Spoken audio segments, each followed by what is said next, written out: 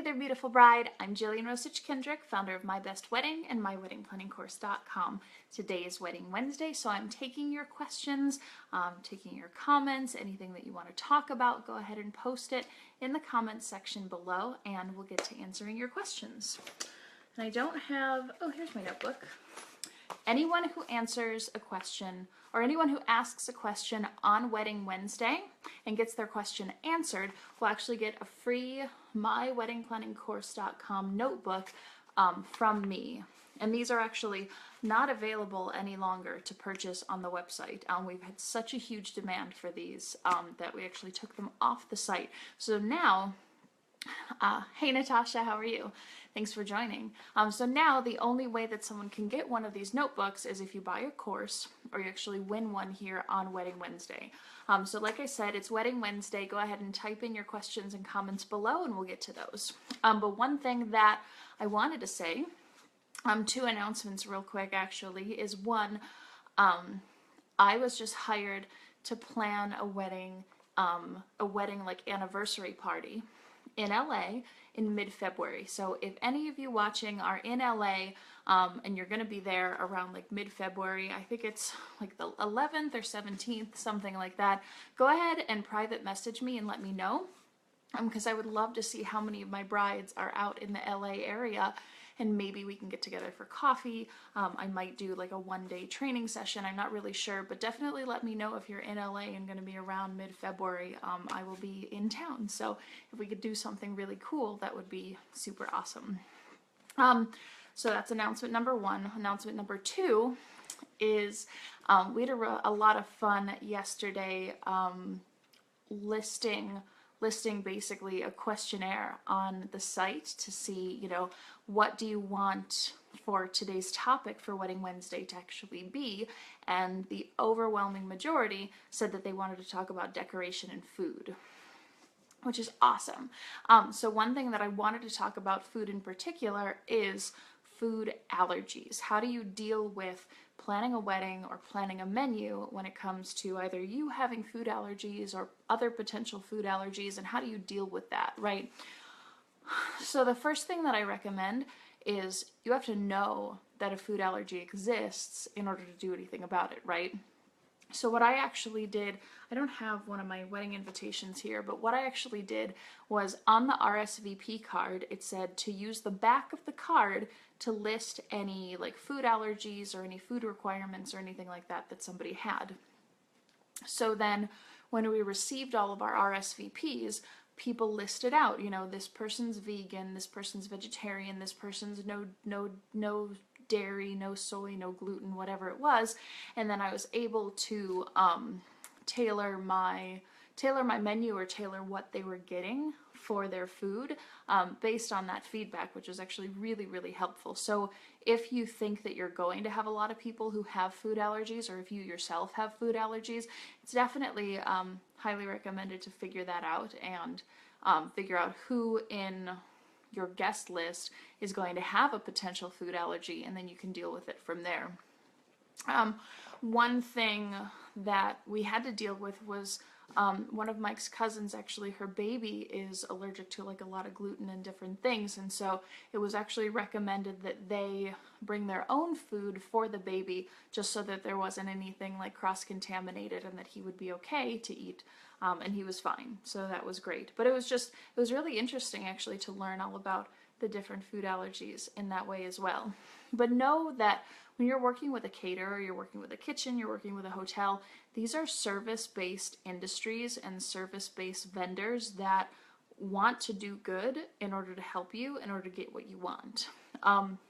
Now with that said, just because you have the upper hand doesn't mean that you can like be a jerk to them, right? So you have to be kind and considerate. You have to, even though you have the upper hand, appreciate it, right? And don't take it for granted. Don't be rude or anything like that. But know that they want to serve you. They want to do really well for you so that you give them a positive review and that they can get other business based on the review that you give them, right? So Um, so the best thing to do when you're working with your vendor, in terms of like your kitchen, whether you're working with a kitchen directly or a hotel or banquet center, catering manager, food or beverage or whatever it is, just let them know what kind of like food allergy or concerns that you have, and you can tailor your menu to that. You know, if somebody is allergic to gluten and you're really worried about cross-contamination, having like a bread or a pasta might not be a good option.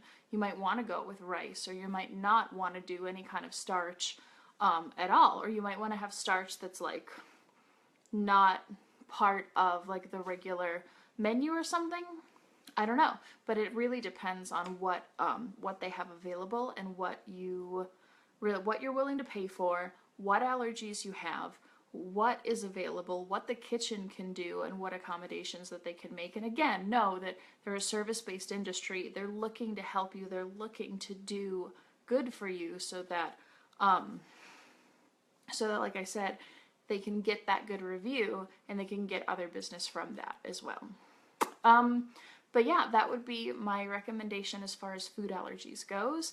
And really just play it by ear. Figure out what you have, what you need, and go from there. Certainly, you could consider like getting a gluten-free cake or a gluten-free slice of cake or some kind of like alternative dessert for somebody who has a gluten allergy. But my husband has a dairy allergy, and when we were going through our menu, the catering company that we worked with at our venue was extremely accommodating and really willing to work with us. And they took out cream from a bunch of different foods that we had asked for, and they substituted lactate, or they got rid of the butter and used margarine, or they did like all sorts of awesome things for us, which is really great. So know that that is an option for you and an option for your guests, and you can, certainly do something like that if you have a need to look at like food allergies and whatnot.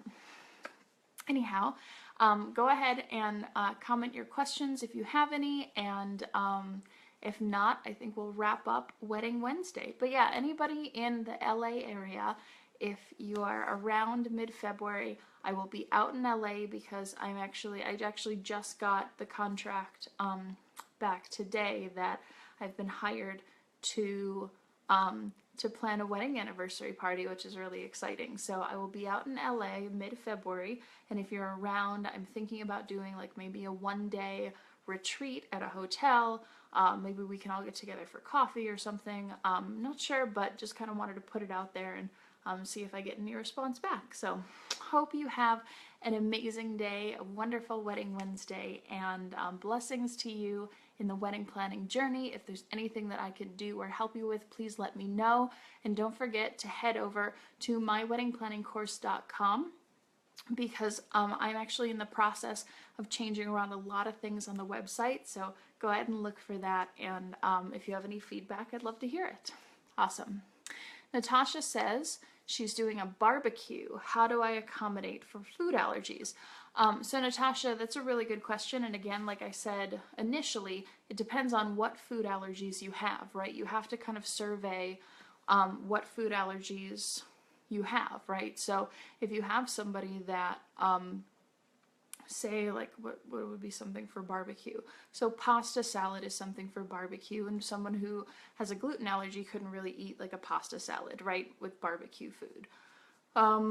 Some people are allergic to certain sugars, so some barbecue sauces may or may not be an issue. But again, you have to figure out who has the allergy, what the allergy is, and can you get one meal that accommodates that one person, or do you have to get several meals to accommodate several people? The question really depends on what the allergy is and how many people have that food allergy, right? So definitely ask around to your guest list to figure that out, and then work with your banquet center or catering person to make that happen.